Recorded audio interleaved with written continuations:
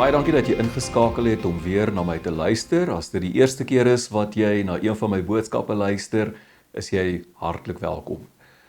Probeer asseblief om die hele boodskap deur te luister, want dit vorm 'n hegte eenheid en jy sal die impak van die boodskap verloor as jy nie na alles in hierdie boodskap luister nie.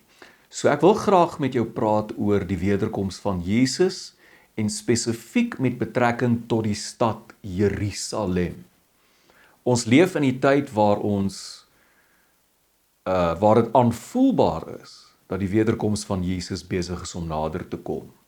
Ons sien die goed wat in die wêreld gebeur en ons ervaar, ons sien, ons beleef en is aanvoelbaar hoe die gees van die Antichrist hand oor hand besig is om toe te neem. So ek lees vir jou Lukas 21 vers 20 tot 24. Jesus wat praat, en ek haal dit aan uit die 2020 vertaling, hy sê, wanneer julle sien dat Jerusalem deur leers omsingel is, moet julle weet dat haar verwoesting naby is. Dan moet hulle wat in Judea is, na die berge vlug, en hulle wat binne die stad self is, moet uitgaan, en hulle wat op die platteland is, moet die stad nie binne gaan nie. Want daardie dae is dae van vergelding, sodat alles wat geskryf is, vervul sal word. Wee hulle wat in daardie dae swanger is en borsvoed, want daar sal groot nood in die land wees en straf vir hierdie volk. Vers 24. Hulle sal val deur die skerpte van die swaard en as gevangenes na al die nasies weggevoer word, totdat die bestemde tyd van die nasies vervul is. Net tot sover. Nou, jy het seker al gehoor, ons moet bid vir die vrede van Jerusalem. Psalm 122 vers 6 sê, bid vir die vrede van Jerusalem. Mag die wat jou Jerusalem liefhet, rustig leef. Luister ook mooi na die stad Jerusalem se naam. Jerusalem. Shalom. Shalom is die Hebreëse woord vir vrede. Vrede is in die naam van Jerusalem ingeskryf. Hierdie is veronderstel om 'n stad van vrede te wees. En daarom moet ons ook bid vir die vrede van Jerusalem, dat die stad sal opleef tot sy naam. Teen die einde van Jesus se bediening, gaan Jesus doelgerig na Jerusalem toe. Een van die vertalings, Engelse vertalings sê, he set his face to go to Jerusalem. So Jesus gaan doelgerig na Jerusalem toe.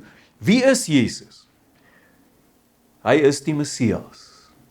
Hy is die ware koning van die Jode, gebore uit die nageslag van koning Dawid.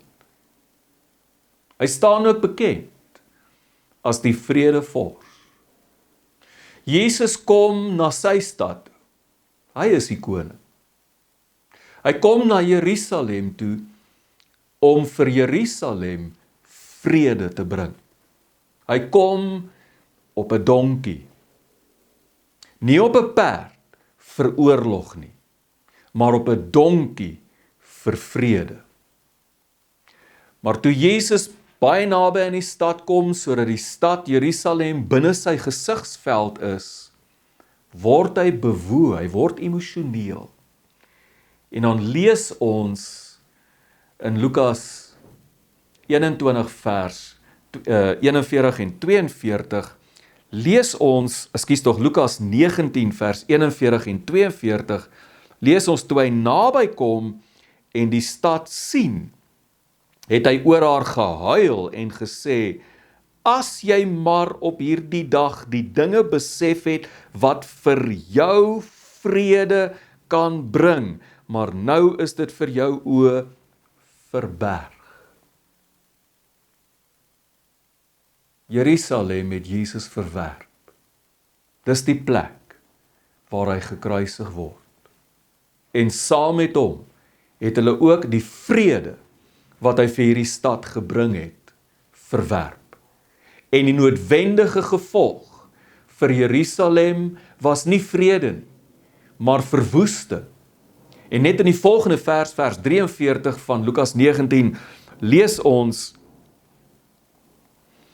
want daar sal dae vir jou aanbreek, wanneer jou vyande skanse teen jou sal oprig, jou omsingel en jou van alle kante af beleer. Hulle sal jou en jou kinders met die grond gelyk maak. Hulle sal nie een klip in jou op die ander laat bly staan nie. Mense, 37 jaar nadat Jesus gekruisig is, in die jaar 70 na Christus, 3 dae voor die Joodse Pasga. Met ander woorde, daar is Jode van reg oor die wêreld in Jerusalem om die Pasga te kom vier by die tempel. Met ander woorde, Jerusalem is stampvol Jode. 3 dae voor hulle Pasga het die Romeinse generaal Titus Jerusalem beleer. Hy omsingel die stad met 3 legioene en toe hy uiteindelik deurbreek, het hy letterlik die stad saam met die tempel tot in die grond in verwoes. Josefus, wat blykbaar 'n ooggetuie van hierdie verwoesting was, beskryf dit soos volg. Hy sê, most of the victims were peaceful citizens, weak and unarmed, butchered wherever they were caught. Round the altar, the heaps of corpses grew higher and higher, while down the sanctuary steps poured a river of blood, and the bodies of those killed at the top slithered to the bottom. Volgens Josefus het iets soos 1,1 miljoen mense, waarvan die meeste Jode was, gesterwe daardie dag. Sommige reken dat hy oordryf. Kom ons sê hy oordryf, en is net 500,000 gewees. Is dit nog steeds 'n geweldige mense slagting gewees. En die Romeine was bekend vir die verwoesting wat hulle kon saai, en die genadeloosheid waarmee hulle mense kon doodmaak. So dit het gebeur, en dit was die einde van Jerusalem vir die Jode. Was die einde. 70 na Christus was die einde van Jerusalem vir die Jode. Maar daar is 'n ander profesie wat gaan oor die toekoms van Jerusalem. En ons kry dit in Lukas 13 vers 35. Jesus wat praat, hy sê, kyk julle huis, en hy verwys hier na Jerusalem. Kyk, julle huis word vir julle verwoes agtergelaat. Ek sê vir julle, julle sal my beslis nie weer sien nie, totdat die tyd aangebreek het, dat julle sal sê, geseënd is hy wat kom in die naam van die Here. In die verse net voor dit, kla Jesus oor Jerusalem, want hy weet die stad gaan hom verwerp. En dan in die vers wat ons gelees het, sê hy wat met die stad gaan gebeur, omdat hulle hom en die vrede wat hy gebring het, wat met hulle gaan gebeur, omdat hulle hom verwerp het. Die stad gaan in totaliteit verwoes word. Maar dan hierdie profesie. Jesus sê, Jerusalem, julle sal my nie weer sien nie, totdat julle sal sê, geseënd is hy wat kom in die naam van die Here. Nou is die vraag, wat van die periode tussenin? Met ander woorde, die periode tussen die verwoesting van Jerusalem 70 na Christus en die dag wanneer Jerusalem haar koning, Jesus Christus, hartlik sal verwelkom met uitroepe van geseënd is hy wat kom in die naam van die Here. Wat van hierdie periode tussenin? En Jesus sê vir ons presies wat in hierdie periode gaan gebeur. En ons kry dit in Lukas 21 vers 24. Jesus sê hulle sal val deur die skerpte van die swaard en as gevangenes na al die nasies weggevoer word en Jerusalem sal deur die nasies vertrap word totdat die bestemde tyd van die nasies vervul is. Twee dinge. Eerstens, die Jode sal val deur die skerpte van die swaard. Hulle sal as gevangenes weggevoer word na al die nasies van die wêreld toe. En mense, dit het presies net so gebeur. Presies net so gebeur. Die Jode het vir amper 2000 jaar nooit weer hulle eie land gehad nie. Hulle het in ghettos tussen die nasies van die wêreld gewoon. Joodse gemeenskappe, oral in die wêreld, in heidense lande, Europa, Amerika, selfs hier in Suid-Afrika, tussen die nasies van die wêreld geleef. Tweedens, Jerusalem sal vertrap word deur die nasies van die wêreld. Weereens, dit het letterlik net so gebeur. Jerusalem was vir amper 2000 jaar nooit weer in die hande van die Jode gewees nie. Nooit weer nie. Inteendeel, die beheer oor Jerusalem, in die verloop van 2000 jaar, het voortdurend hande gewissel van die een nasie na die ander. Jerusalem is letterlik vertrap deur die nasies, die heidene nasies van die wêreld. Jesus sê, dit is hoe dinge sal gebeur. Dit is hoe dinge sal verloop. Dis hoe dit sal aanhou. Maar dit sal nie vir altyd so aanhou nie. Jesus sê, dit sal aanhou totdat die bestemde tyd van die nasies. Hoor mooi. Jesus sê, dit sal so aanhou totdat die bestemde tyd van die nasies vervul is. Nou kom ons by Paulus in Romeine hoofstuk 11 vers 25. En in Romeine 11:25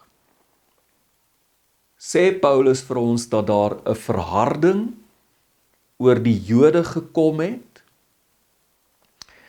oor Israel gekom het, en dat hierdie verharding sal voortduur totdat die volle getal van die heidene ingekom het.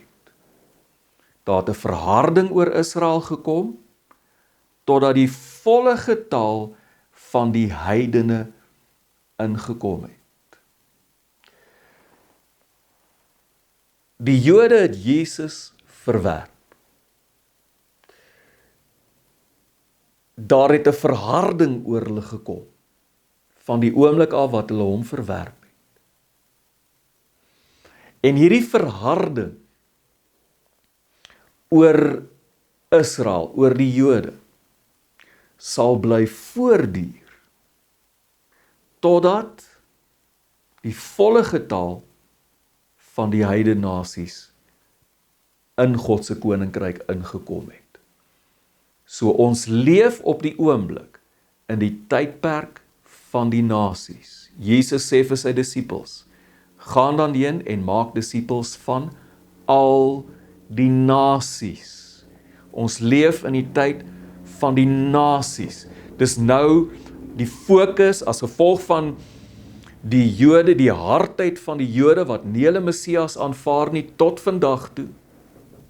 As gevolg van hulle hardheid het die fokus weggeskuif van hulle af na die heidene nasies toe en ons word uitgestuur in die wêreld in om die nasies, die heidene in te bring in God se koninkryk in.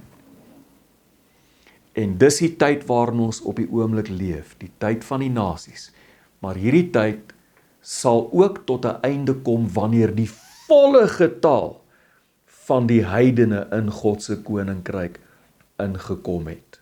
Nou moet jy mooi hoor, hierdie tyd is baie vinnig op hierdie oomblik besig om uit te loop. Die tyd van die nasies is baie, baie vinnig besig om op hierdie oomblik tot 'n einde te kom. Hoekom sê ek dit? Het jy al ooit gehoor van die dooie see-rolle? Die dooie see-rolle is waarskynlik nie waarskynlik nie, dit is die grootste argeologiese fonds van die 20ste eeu, by verre. En die dooie see-rolle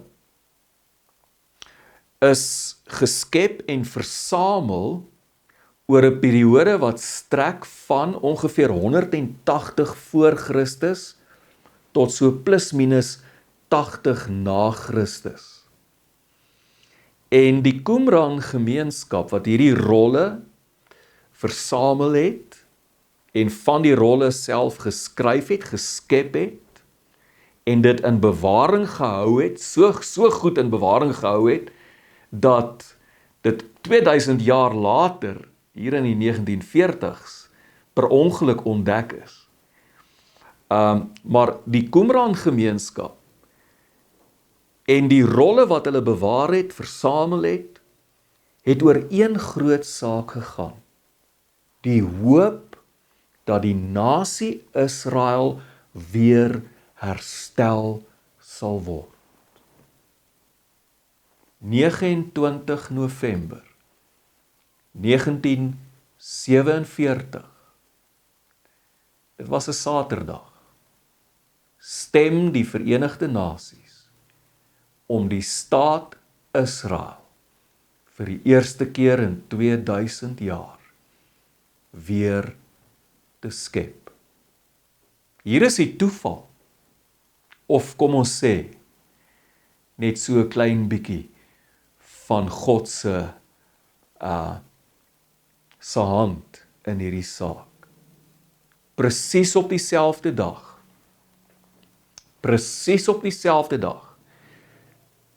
Saterdag die 29ste November 1947, toe die Verenigde Nasies stem om die staat Israel te skep, kom 3 van hierdie dooie see-rolle in die hande van die Jode. En ek lees vir jou wat Yigael Yadin hieroor te sê het. Hy sê, I cannot avoid the feeling that there is something symbolic in the discovery of the scrolls and their acquisition at the moment of the creation of the state of Israel.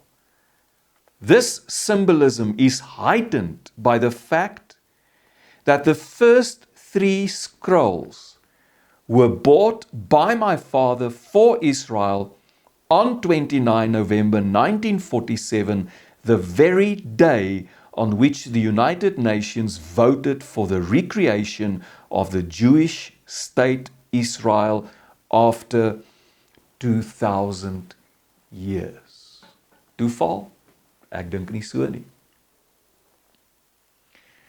Wat van Jerusalem? Jy moet onthou dat Jerusalem die plek is waar God se tempel was. Ons lees van die eerste tempel, die tempel wat Salomo gebou het. Die tweede tempel wat gebou is nadat die ballinge uit Babylonië teruggekeer het, die Joodse ballinge teruggekeer het na hulle land toe. Die tweede tempel is deur hulle gebou en Herodes die Grote het hierdie tempel so baie verbeter en dit een van die argitektoniese wonders van die wêreld gemaak, van sy tyd.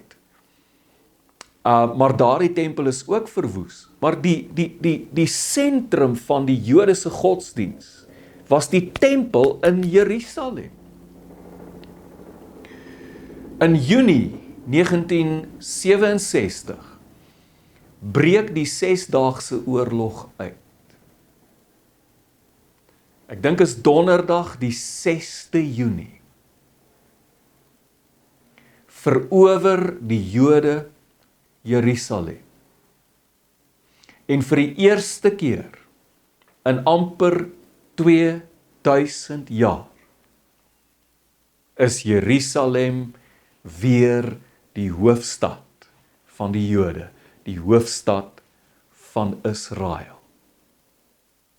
Nou is dit interessant. Daar's 'n dooie seerol wat bekend staan as the Temple Scroll.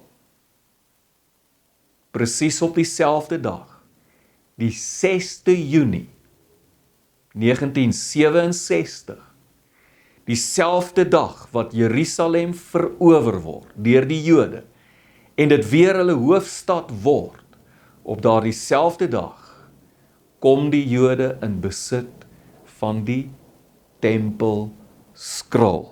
En ek lees vir jou wat Dr. Randall Price hieroor sê.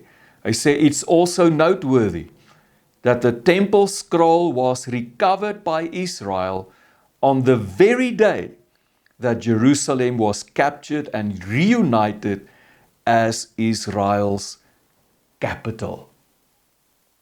Is dit alles toeval? Ek dink nie so nie. Wat sê ek vir jou?